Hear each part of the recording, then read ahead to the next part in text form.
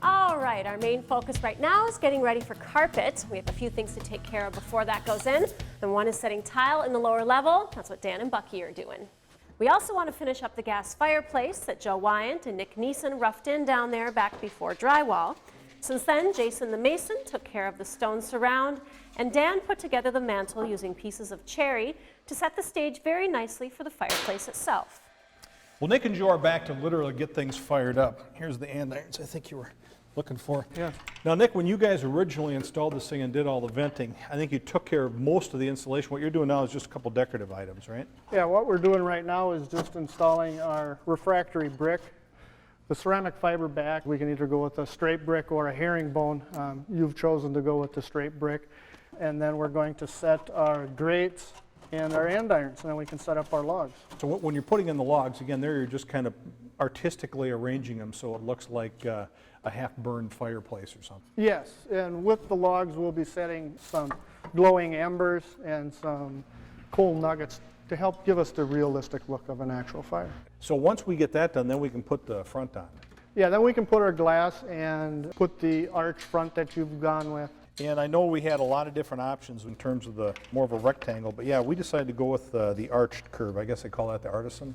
Yes. I think that just looks really elegant. We're keeping it fairly simple, going with a wrought iron look, although it is possible to do some fairly intricate designs. So, I mean, it's just great to have a lot of different options to work with something like that. Yeah, that's what helps with the fireplaces. We have a lot of different options now, where before we had one face to choose from. Well, I can't wait to see the thing up and running. I'll let you get back at it here. Very good. So, Joe, one of the problems with these gas fireplaces in the past is you'd turn them on and they could just cook you out of a room. I mean, everything, it gets so warm. What keeps this one from doing that? Well, this unit has the ability to adjust its heat down by as much as 80%. And how does it go about doing that? Well, what it does is it has what they call a split flow burner system. So in the split flow burner system, it has the ability not only to adjust your flame down by a traditional 30% level, it also has the ability to turn off the back burner, which then allows us to reduce the heat from 31,000 BTUs all the way down to 6,700. And how does it keep track of what temperature it's running at? Your handheld transmitter acts as a thermostat on this unit. Okay. And not only does it have traditional thermostatic functions, it also has the capability of adjusting the heat accordingly. It has what they call a smart stat in it.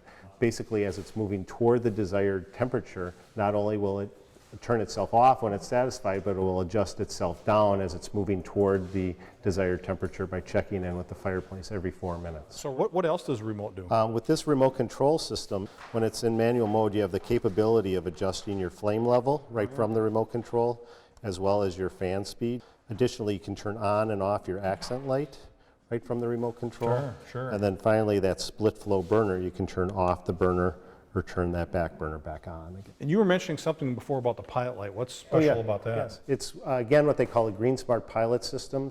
You can either operate the unit as a standing pilot system or as electronic ignition, which then generally leads to the question why one or the other or both. That was my next question. Okay. Which the nice thing about being able to have a standing pilot system is that in the wintertime when it gets quite cold, a lot of cold air will come into the fire box. So if it's 20 below zero outside, it's going to be 20 below zero inside that box. And by keeping that pilot on, it keeps it a little more temperate in there so that when you do introduce fire, you're not going to get a lot of condensation on the inside of the fireplace box. And you don't have to worry about getting on your knees under there with a match trying to... Just flip a switch. Yeah, okay, that's always nice. Yep.